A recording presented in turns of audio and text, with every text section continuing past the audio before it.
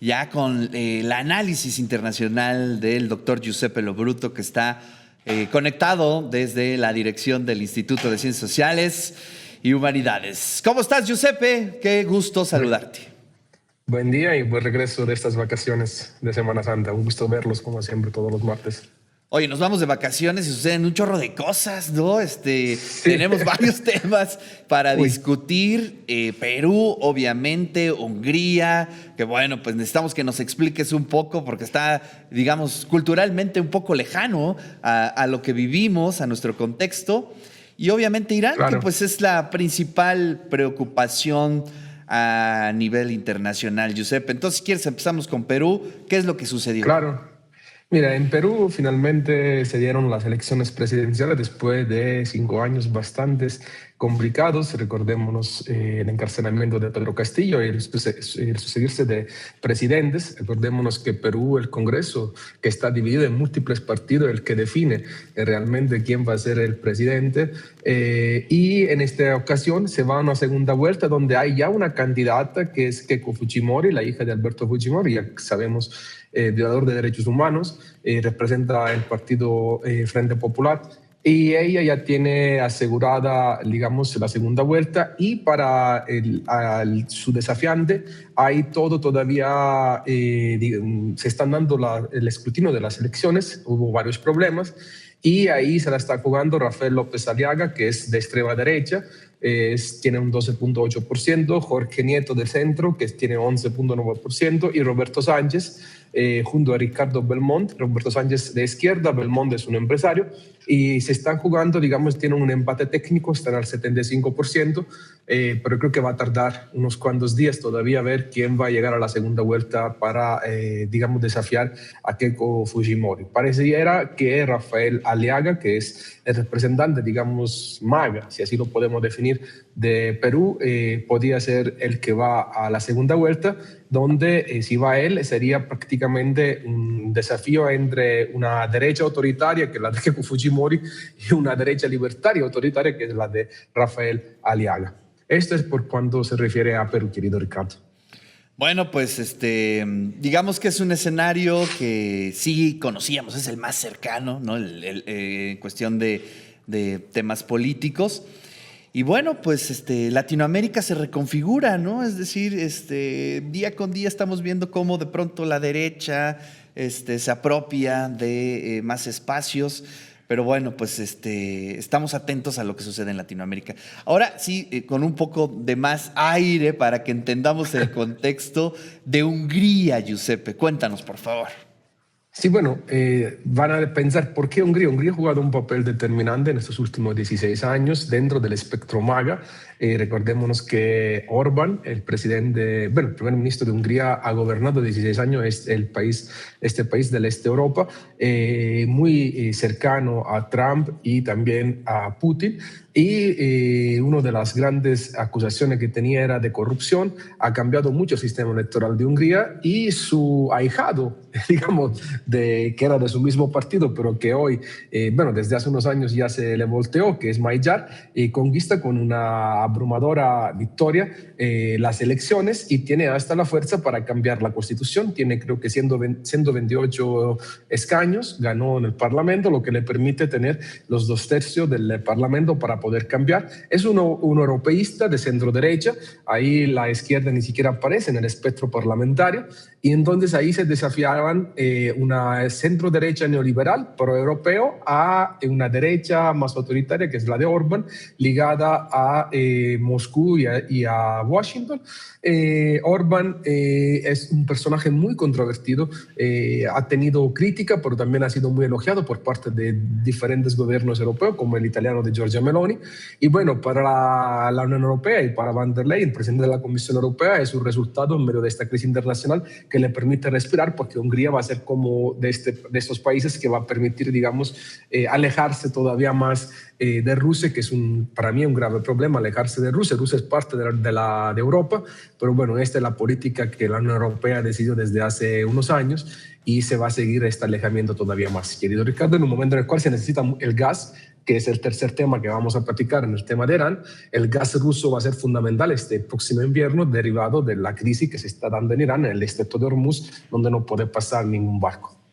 Bueno, pareciera que estuviera aislado, ¿no? El tema de Hungría, pero no, tú ya lo comentaste muy bien, es un voto muy importante en el contexto europeo para definir las políticas europeas y bueno, pues en temas también de gas y de todo lo que tiene que ver con los combustibles, ¿no? Que hoy es uno de los puntos más críticos a nivel internacional y creo que también es importante que lo expliques. Bueno, pues Estados Unidos metido en un conflicto contra Irán que está metiendo en aprietos a muchos países, ¿no? Y hoy precisamente estábamos escuchando en la radio a Enrique Quintana, el director del Financiero, y el planteamiento es que ya la crisis se va a comenzar a ver en la cotidianidad, inclusive en México, ¿no? En el tema alimentario, en el tema, obviamente, de los combustibles. Y también sería importante, Giuseppe, que nos expliques cómo México va a enfrentar esta parte. Claro, tocas temas muy importantes. Parto de lo último que dijiste. De hecho, acaba de haber una reunión de los BRICS en el cual Putin pide a los miembros de los BRICS Plus una estrategia para hacer frente a la crisis alimentaria que se puede dar, derivado que en el estrecho de Hormuz pasa casi el 12% de los fertilizantes que sirven para, digamos, cultivar el 50% de los alimentos que el mundo consume. Entonces, eso es un problema que puede, digamos, degenerar en una crisis alimentaria a nivel global. Los BRICS ya están teniendo una estrategia y en ese sentido, justamente hace unas horas, el presidente Xi junto con Pedro Sánchez, con Lavrov, Pedro Sánchez, presidente de España, bueno, primer ministro de España, Lavrov, secretario de Relaciones Exteriores de Rusia, y el secretario de Relaciones Exteriores de Emiratos Árabes Unidos, perdón, no puedo pronunciar el nombre muy complicado, se están reuniendo para poder encontrar una solución al problema de la guerra en Irán.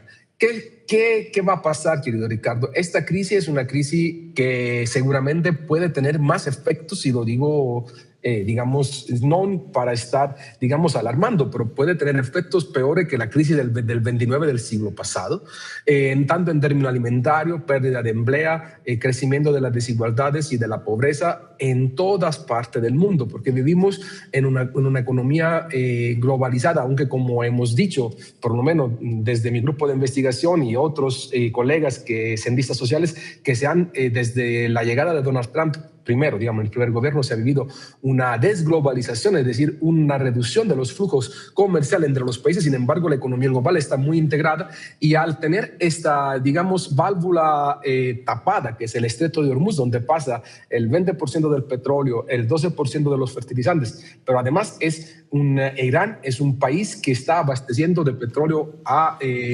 China, por ejemplo, y a muchos países también del mundo. La crisis puede tener efectos devastadores en las economías. Se prevé una recesión global, Ricardo, y sobre todo un tema que aquí en México no se ha tocado, en los periódicos me llama la atención, hay querosene, que es digamos, el combustible que sirve para que los aviones viajen, hasta 2 semanas y media tenemos en Europa, y esto puede, digamos, acabar si no puede haber vuelos. Es decir, esto es lo que están advirtiendo las aerolíneas derivado de esta grave crisis. Y hay muchas gasolineras en Europa, por ejemplo, en Italia, que con precios del diésel y de la gasolina que se ha duplicado respecto a cómo estaba hace un mes y medio.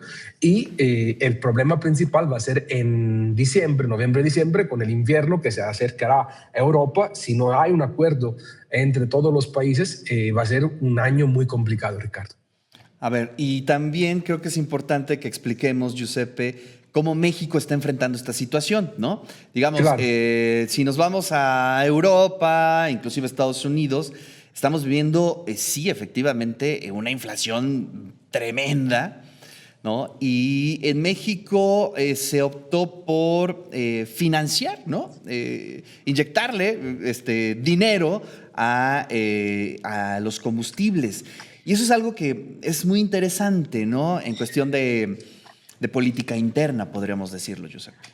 Sí, que además va a ser copiada por la Unión Europea. Es una noticia de último momento. Van a inyectar mucho dinero para reducir el costo de la gasolina y del gas, es lo que ha hecho nuestro gobierno, que sí se ha beneficiado del alto costo del petróleo, que ha rebasado casi ya a los $100 otra vez, pero también acordémonos que nosotros todavía no tenemos una soberanía sobre el gas nacional, donde importamos mucho gas. Una de las respuestas de la doctora Sheinbaum, nuestra presidenta, es la de, en este momento, poder ejecutar este fracking amigable muy complicado, muy controvertido. Este tema, sabemos todo que el fracking es algo muy, muy dañino para la tierra, sobre todo en el estado de Puebla. Se espera, por ejemplo, en los municipios de Venustiano Carranza y de Pantepec, que se encuentran al norte del estado de Puebla. Pero eso es un poco la estrategia que la presidenta está intentando ver qué hacer, inyectando dinero para reducir el costo de la gasolina. Se está manteniendo en 27, 28 la premium, y el diésel ya ha rebasado los 30, ya hay quien quiere que se rebaje por lo menos a 28, pero es una situación global que va a desencadenar, creo yo, una inflación muy alta, aunque es dato también de esta mañana. El Fondo Monetario prevé para México un crecimiento económico del 1.6% para el 2026, no obstante esta situación de Irán. Es muy complicado, Ricardo. Yo, la verdad, cada día que veo cómo se dan estas cosas, siento que el mundo está en una encrucijada, y les aconsejo a todos leer un artículo que publicó justo ayer Carlos Figueroa Ibarra, del Instituto de Ciencias Sociales, en la derrota de Estados Unidos en Irán. Es un análisis muy interesante sobre la victoria estratégica en este momento de Irán, sobre el tema económico, de estar estrangulando, digamos, a Estados Unidos y hacer que, digamos, fuera Estados Unidos a impedir la tregua, aunque luego se sale de esa tregua. Es un juego político muy complicado, pero les aconsejo a todos leer esta nota muy interesante para poder entender desde otra perspectiva el conflicto también en Irán.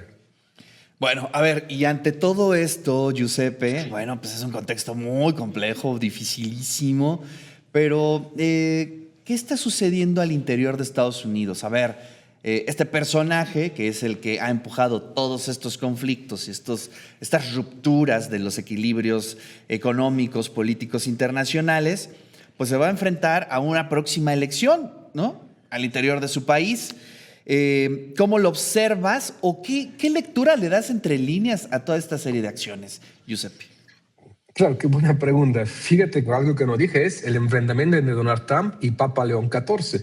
Nunca se había dado un enfrentamiento entre el presidente de Estados Unidos y un papa en los últimos, creo que 100 años, o nunca, y en el cual acusa a Donald Trump al Papa, y esto tiene un efecto muy grave en el electorado cristiano, también fundamentalista, que existe en Estados Unidos, que es una de las bases de los magas. Acordémonos que, la verdad no sé si el dato es cierto, que el hermano del Papa León es, según lo que dijo Trump, votaría sería parte del grupo MAGA, pero bueno, esto afectaría mucho a Trump en su base electoral. Hay mucho resentimiento en torno a Trump del sector MAGA. Están saliendo muchos artículos en los grandes periódicos internacionales en torno al hecho de que Trump ya tiene elementos para decir que está enfermo mentalmente, y hasta quien pide una destitución. Creo que Trump va a sufrir una derrota muy importante en las elecciones de midterm, que serán en los próximos meses.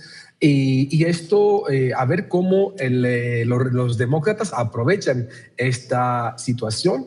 La verdad, no sé si han visto donde ha participado Trump en eventos, digamos, deportivos, o cuando va a algún lugar público, ha sido muy abucheado, y nunca se había visto una caída de popularidad tan fuerte en un año de un presidente, y enfrenta graves problemas Donald Trump en términos de su electorado, y hay que ver qué impacto va a tener las elecciones de midterm en torno a la estabilidad del gobierno Trump en Estados Unidos. Maravilloso, pues vamos a estar ahí muy, muy, muy atentos, y gracias por el análisis porque estuvo muy completo.